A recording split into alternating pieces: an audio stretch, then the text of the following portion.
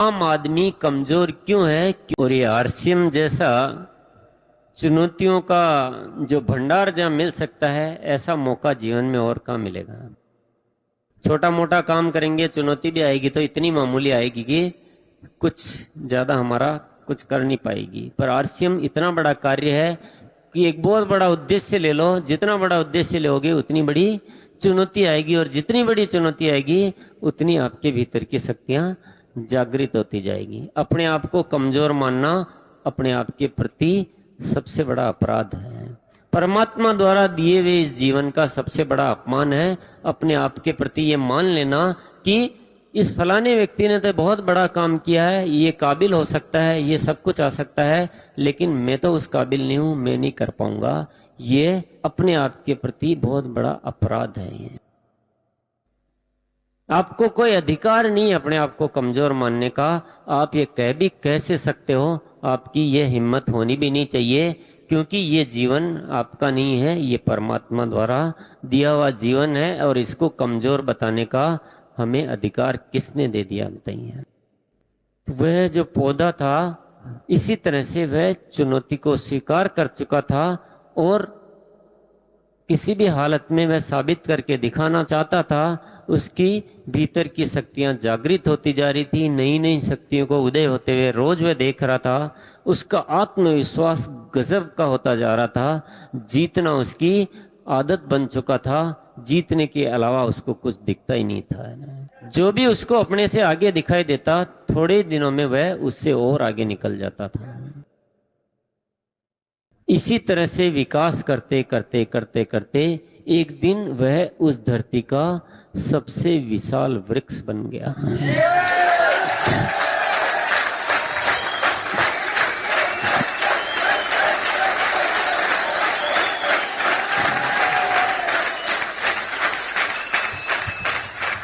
और वह जो दूसरा पौधा था जो घने जंगल में जाकर छिप गया, उसका क्या हाल हुआ बताइए। उसको संघर्ष नाम मात्र भी नहीं करना पड़ा। हवाएं कभी उसको छू ही नहीं पाती थी, वो बड़े बड़े वृक्ष उन हवाओं को रोक लेते थे। धूप को उसने अपने जीवन में कभी देखा नहीं, और बारिश कब आती और कब चली जाती उसको उसका पता ही नहीं चलता था। संघर्ष तो नाम मात्र भी नहीं करना पड़ा, बड़े सुरक्षित तरीके से उसका जीवन गुजरा। पर उसका हश्र क्या हुआ? वह एक नन्हा सा, एक बीमार सा, एक मुरझाया हुआ छोटा सा पौधा बन के रह गया। हिंदुस्तान का आम आदमी कमजोर क्यों है? क्योंकि वह अपने जीवन में सुरक्षा खोजने में लगा हुआ है।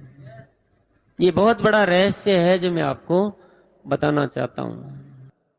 आपको नन्हा पौधा बनना है कि विशाल वृक्ष बनना है? बताइए। विशाल वृक्ष बनना है? किस किस को बनना है? अगर विशाल वृक्ष बनना है तो आज आपको ठानना पड़ेगा कि संघर्ष से मैं घबराऊंगा नहीं, मैं दुनिया की कमजोरी को अपने भीतर नहीं लाऊंगा, मैं इस दुनिया में सर्वश्रेष्ठ करके दिखाऊंगा। हर चुनौती से जीत कर साबित करके दिखाऊंगा अपनी सच्चाई को। तभी आप विशाल वृक्ष बन सकते हैं। अपनी सोच में एक बहुत बड़ा बदलाव लाना पड़ेगा। जल्दी से हम कमजोरियों को पकड़ लेते हैं, बाहर की कमजोरियां हम अपने भीतर ले आते हैं। ढेर सारे लोग कमजोरी बातें करते हैं तो हम भी उसी में शामिल हो जाते हैं। इस दुनिया में कमजोरी तो बहुत है, और आपको मौका है एक ताकतवर बनके अपनी सच्चाई को साबित करके दिखाने का। तभी आप विशाल वृक्ष बन सकते हैं। बाहर की दुनिया में बहुत बड़ा परिवर्तन लाने की जिम्मेदारी किसकी है? नहीं है। इस हिंदुस्तान को जगाने की जिम्मेदारी किसकी है? हम जगाने वाले हैं, हमें सोने का कोई अधिकार नहीं है। हम जिताने वाले हैं, हमें हारने का कोई अधिकार नहीं। हिंदुस्तान की स्थिति अभी दयनीय है।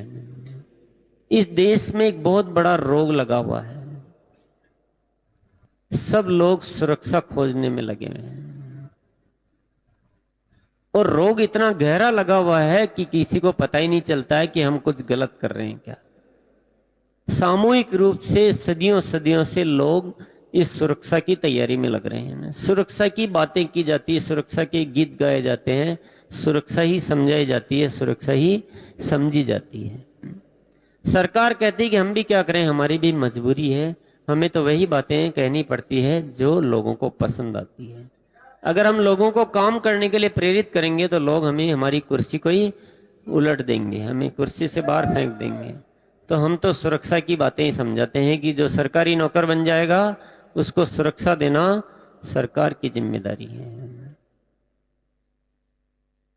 और भी सरकार हमें बहुत सुरक्षा देने की कोशिशें करती रहती है ना। कभी आरक्षण के द्वारा सुरक्षा दी जाती है तो कभी गरीबी के लाइसेंस बनाए जाते हैं ना। गरीबी रेखा के नीचे आ जाओ, मुफ्त में खाते रहो, कुछ करने की जरूरत ही नहीं है। बीपीएल है, बिलो पॉवर्टी लाइन, क्या जबरदस्त इंतजाम किया है गरीबी का है ना।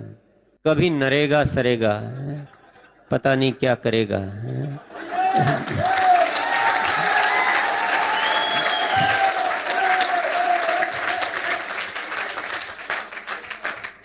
ये मत समझ लेना कि हिंदुस्तान के आम आदमी के प्रति कोई सहानुभूति है, उसके अच्छे के लिए कुछ किया जा रहा है। ये इस देश के साथ, इस देश के लोगों के साथ एक गंदा खेल खेला जा रहा है। इंसान की इंसानियत को समाप्त किया जा रहा है, उसकी मूल जो प्रवृत्ति है उसको खत्म किया जा रहा है। और मैं आपको बता देता हूं, एक बहुत बड़ा जिंदगी का रहस्य है, थोड़ा ध्यान से सुन लीजिए। अभी एक बार थोड़ा अलर्ट होके बैठ जाइए, ये बात बहुत समझने की है, थोड़ी गहरी बात है। इंसान के शरीर की हत्या कर देना एक बहुत छोटा अपराध है, पर इंसान की काम करने की इच्छा शक्ति को समाप्त कर देना ये बहुत बड़ा घिनौना अपराध है। और हिंदुस्तान में ये जो व्यवस्थाएं हैं, ये इंसान में काम करने की इच्छा शक्ति बढ़ा रही है या समाप्त कर रही है, बताइए। और जो चीज परमात्मा ने इस धरती पर जिसके लिए बनाई गई है, उस प्रवृत्ति को समाप्त कर देना, ये तो पूरी प्रकृति के साथ ही खिलवाड़ किया जा रहा है। आप जरा सोचिए, मान लो एक आम का पेड़ है, आपको फल देता है, हर साल मीठे मीठे आम खिलाता है, आपको अच्छा लगेगा कि बुरा लगेगा? क्यों लगेगा? क्योंकि मीठे मीठे फल देता है आपको। अब कोई आदमी जाके और उसमें एक ऐसा इंजेक्शन लगा दे कि आम के फल देने की कैपेसिटी को पूरी तरह से खत्म कर दिया जाए, तो आपको कैसा लगेगा वो पेड़ है? बुरा लगेगा। ये भीड़ है, यहां से इसको हटाओ, इससे तो अच्छा है खाली जगह रहेगी कम से कम। आप उस पेड़ से नफरत करने लग जाएंगे कि नहीं करेंगे? ऐसा क्या हो गया? पहले भी पेड़ था, अभी भी पेड़ है। परमात्मा ने, प्रकृति ने उसको जिस गुण के साथ यहाँ भेजा था, वह गुण ही उसमें नहीं रहा, तो वह नफरत का पात्र बन गया है। इंसान को परमात्मा ने क्यों बनाया, मुझे बताइए? कर्म करने के लिए या आराम करने के लिए? थोड़ा कर्म या ज्यादा कर्म? जीवन कर्म प्रधान है। परमात्मा ने इंसान को कर्म करने के लिए बनाया है, और इस इंसान के ऐसा इंजेक्शन लगा दिया जाए कि उसकी काम करने की इच्छा को समाप्त कर दिया जाए, तो वह नफरत का पात्र बनेगा या प्रेम का पात्र बनेगा? और आज हम क्या बने हुए हैं? हम नफरत के पात्र बन गए आज इस दुनिया में। लोग हमें धरती पर बोझ समझ रहे हैं कि ये इतना ज्यादा क्यों हो गया है ना। ये बात बहुत गहरे में समझने की है। बड़ा आश्चर्य होता है मुझे सोच सोच कर कि हमें इस धरती की सारी बेजान चीजें इतनी अच्छी लगती है कि जितनी ज्यादा हो उतने खुश होते हैं। कहीं पे काला तेल निकल जाता है तो खुशियां मनाई जाती है, कहीं कोयला ज्यादा है तो खुशियां मनाई जाती है। और हम इंसान उन कोयले से भी इतने गए गुजरे हो गए हैं कि ये जितना ज्यादा होता है उतना ही मातम मनाया जाता है। बात समझने की है, ये इंसान तो परमात्मा की सर्वश्रेष्ठ कृति है। इससे बढ़कर तो कोई दुनिया में चीज ही नहीं है। और इसकी हालत इतनी बदतर कर दी गई है कि यही हमें सबसे ज्यादा खराब लगती है। अरे जब कोयले का उपयोग करके कोई अपनी जीवन को अच्छा बना सकता है तो ये तो इंसान है, इसके भीतर तो इतनी शक्तियां हैं, ये तो पूरा कमाल कर सकता है। अगर इसका सदुपयोग कर लिया जाए तो हिंदुस्तान को दुनिया में नंबर 1 बनाने से कोई दुनिया की ताकत रोक नहीं सकती है।